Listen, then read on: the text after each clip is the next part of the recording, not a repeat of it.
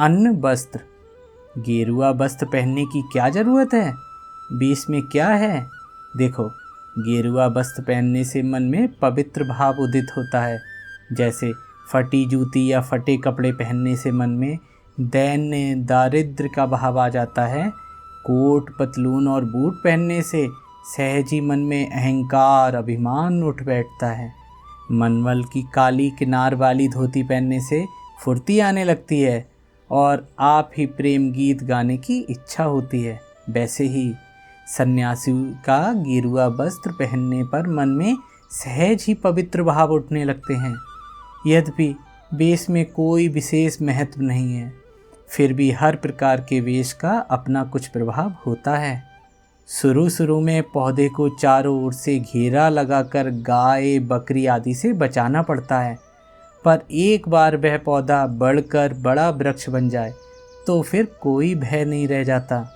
तब तो सैकड़ों गाय बकरियां आकर उसके नीचे आसरा लेती हैं, उसके पत्तों से पेट भरती हैं। इसी तरह साधना की जो प्रथम अवस्था होती है, उसमें स्वयं को कुसंगति और सांसारिक विषय बुद्धि के प्रभाव से बचाना चाहिए।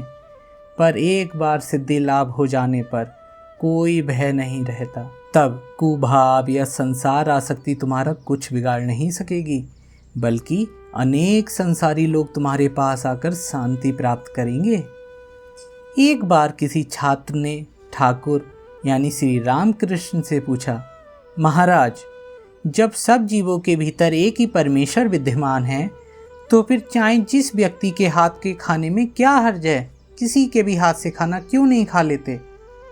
पूछने पर पता चला कि वह ब्राह्मण था। तब ठाकुर ने कहा, इसलिए तुम ऐसा पूछ रहे हो। अच्छा बताओ, अगर तुम एक दिया सलाई जलाओ और उसके ऊपर ढेर सारी सूखी लकड़ियां रख दो तो क्या होगा?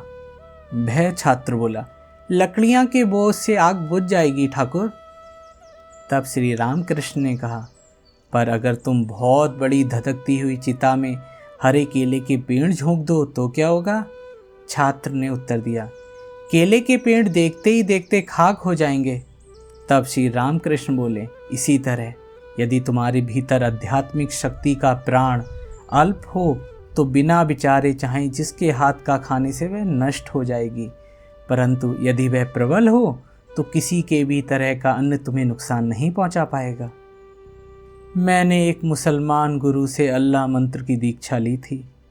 उस समय मैं दिन भर अल्लाह मंत्र का जाप करता, 3 बार नमाज पढ़ता और मुसलमानों की तरह कांच ना लगाकर धोती पहनता, उन्हीं की तरह भोजन करता। उस समय 3 दिन तक मैं काली मंदिर में नहीं जा सका। हिंदू देवी देवताओं का दर्शन प्रणाम तो दूर रहा, उनका नाम तक नहीं ले सका। श्राद्ध का भोजन क्यों नहीं ग्रहण करना चाहिए? इससे भक्ति भाव की हानि होती है। उसी प्रकार यजमान के लिए याग यज्ञ पूजा आदि करने वाले पुरोहित ब्राह्मणों के घर कभी भोजन नहीं करना चाहिए। प्रश्न, क्या जो मिला है वह खाना अच्छा नहीं है ठाकुर? श्री रामकृष्ण कहते हैं, यह एक विशेष अवस्था में ठीक है।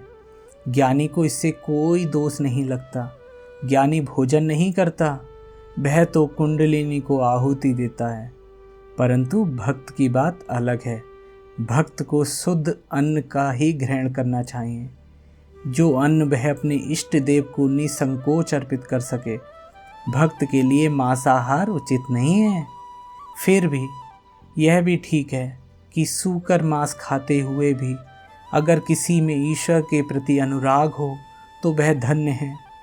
और निरामिष या हविष्यान्न भोजन करके भी अगर किसी का मन कामनी कांचन में डूबा रहे तो उसे धिक्कार है, धिक्कार है।